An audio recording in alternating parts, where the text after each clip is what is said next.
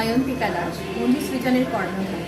এবছর মহালয়াতে উপস্থাপনা আসতে চলেছে বলতে নতুন আমরা যে কিছু প্রোডাকশন নিয়ে আসছি সেরকম ব্যাপারটা আমাদের সোশ্যাল মিডিয়াতে অনলাইন প্ল্যাটফর্মে, কিন্তু আগেও আমরা এই উপস্থাপনা করেছি, স্টেজে আমরা উপস্থাপনা করেছি।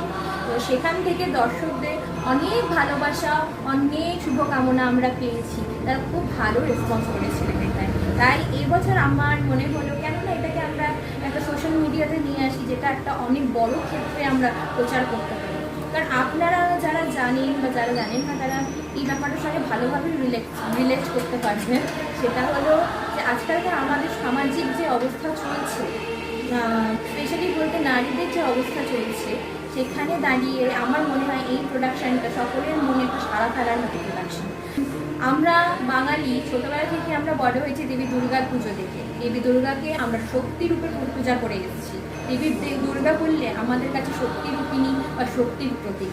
তো সেখানে দাঁড়িয়ে নারী শক্তিকে যেখানে আমরা পুজো করছি, সেখানে নারীদের কী অবস্থা বর্তমানকালে, সেইটা নিয়ে আমার মনে হয় এই ভাবনা খুব দরকার। তাই জন্য আমরা এই প্রোডাকশানটা আবারও এই বছর সোশ্যাল মিডিয়া বা ইউটিউবে আমি নিয়ে আসছি। তো আশা করি আপনাদের খুবই ভালো লাগবে, আর অবশ্যই জানাবেন।